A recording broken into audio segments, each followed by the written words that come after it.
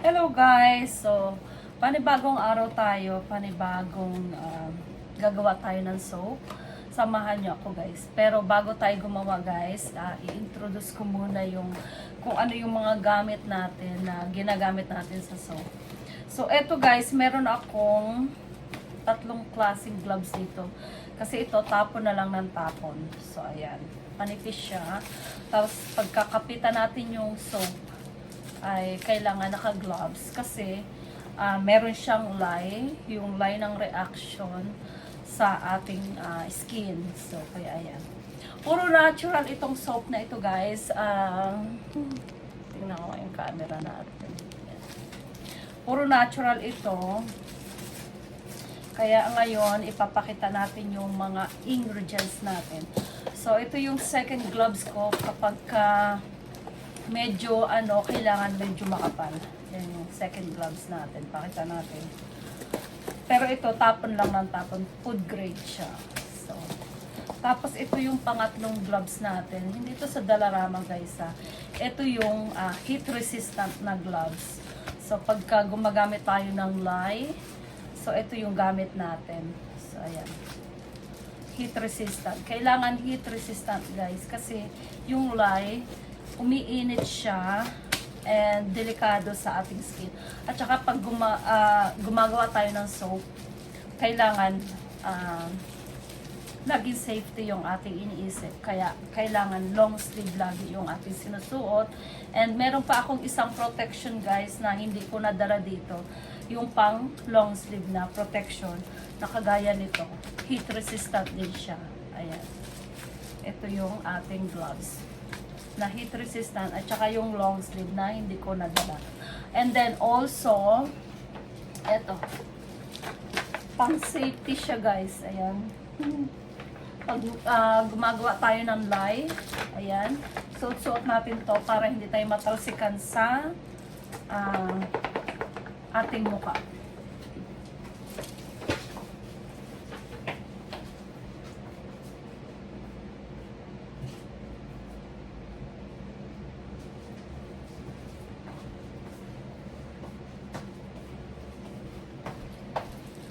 And hinahanap ko yung aking mask. Meron tayong mask palagi na extra protection lang yung guys para sa ating hindi natin malanghap yung lye.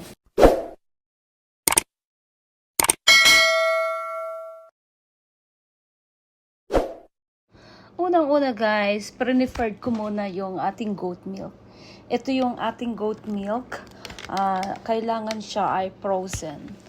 Pagkatapos naman, kinilo ko naman yung ating sodium hydroxide. Kasi yung sodium hydroxide, siya yung bubuo para sa ating sabon.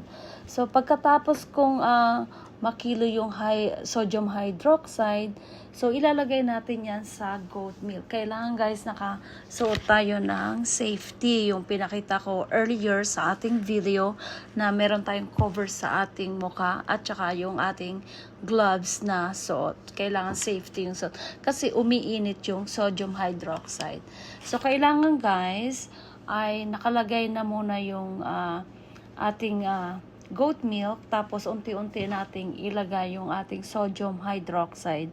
So, hindi natin dapat baliktarin yung paglalagay ng sodium hydroxide. Kailangan goat milk and then lalagyan natin unti-unti ng sodium hydroxide. So, ayan guys, unti-unti kong nilagay ang ating sodium hydroxide. So, kailangan nakasuot tayo ng safety. So, pagkatapos niyan, umiinit kasi yan, kailangan yung temperature niyan, antayin nating lumamig. So, kailangan merong proper na temperature yan bago natin ihalo sa ating soap. So, huwag nyong ilalagay ng yung isahan lagay lang guys kasi masusunog yung ating milk. Kasi kapag nasunog na yung ating milk, so mawawala na yung nutrition ng ating milk. So ayan, unti-unti lang. Napakaganda ng ating milk.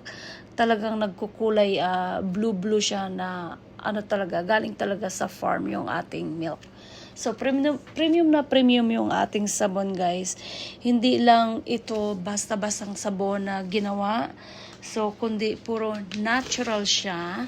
So, ang mga halo nito, guys, is, ayan, yung goat milk natin.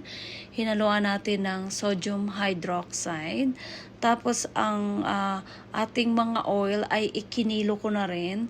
So, ito yung mga oil na hinalo natin, guys. Yung argan oil, cocoa butter, coconut oil, olive oil, castor oil, sweet almond oil, jojoba oil, avocado oil, shea butter. Ayan, guys. Hinalo ko na yung mga goat milk pagkatapos kong ihalo yung lye sa ating goat milk. So, ayan. So, pagkatapos nyo ilagay yung inyong sodium hydroxide, so, kailangan palalamigin natin ito kasi yung temperature niya mainit, umiinit yung sodium hydroxide. Hindi kailangan ng instruction ng sodium hydroxide pati, hindi yung sodium hydroxide na lalagyan mo ng goat milk. Hindi ganun, guys. O kung gagamit man kayo ng water, kailangan yung water, sodium hydroxide yung binubuhos doon sa water or goat milk. So, ganon yung procedure ng sodium hydroxide. Kailangan yung paghalo ng sodium hydroxide, tama rin, guys, kasi hindi pwedeng baliktarin yun. Kailangan yung instruction ay susundin. Kasi ganon yung instruction ng paggagawa ng sabon na ito. Ito yung tinatawag na cold process soap. So, pagkatapos nga natin, guys, inantay natin ito na bumaba yung temperature. Kasi pagkalagay natin ng sodium hydroxide sa ating milk, umiinit yan. Kaya kailangan pababain natin yung temperature ng sodium hydroxide sa ating goat milk.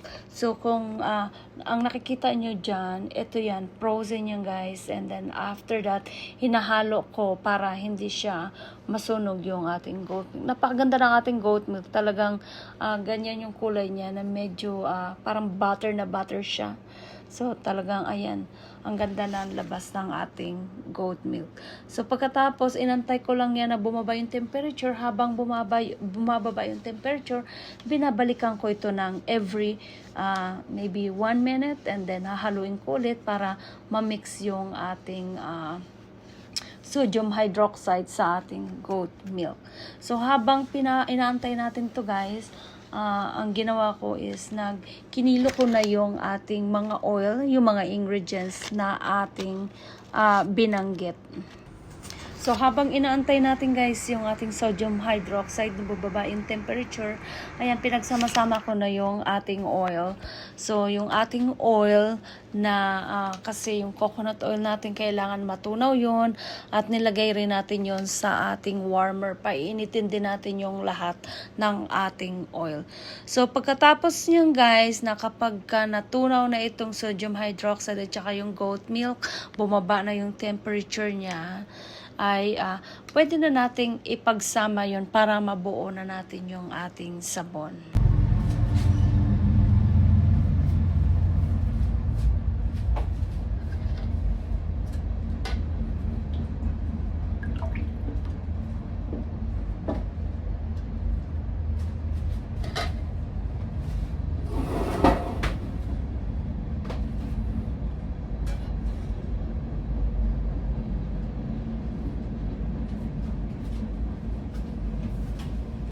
Habang inaantay natin ang pagbaba ng temperatura ng ating goat milk, guys, and also yung sodium hydroxide, so i-preferred ko naman yung ating blender. I-blend kasi yan para matrace natin yung ng sabon. So, ayan, preferred ko naman yung ating blender habang tayo ay nag-aantay ng ating temperature ng ating sodium hydroxide.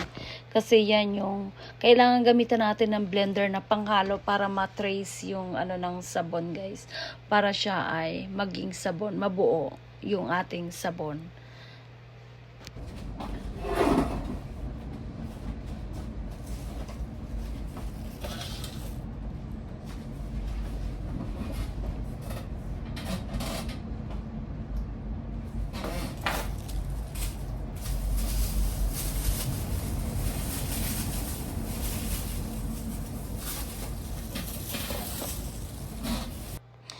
ito yung gloves na nilalagay ko sa ibabaw ng ating gloves na heat resistant.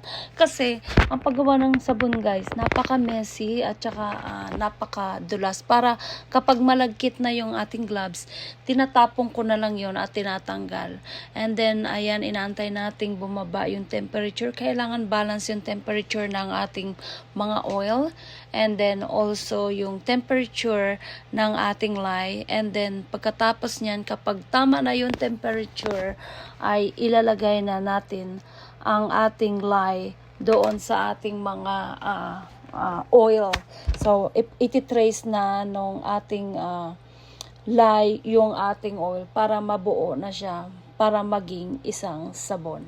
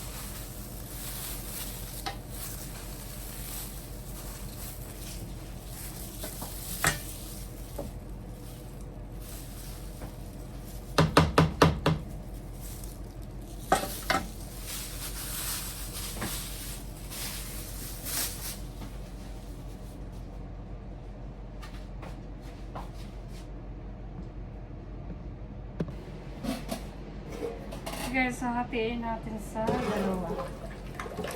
Ang ating soap.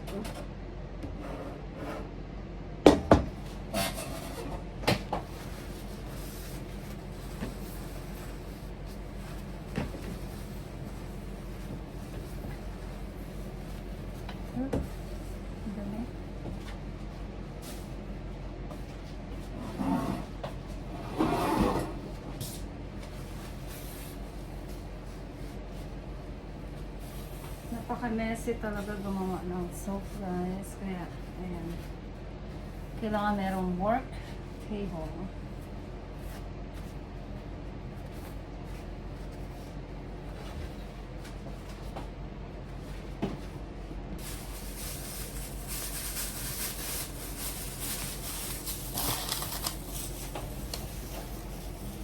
Ayan, yung isang gloves.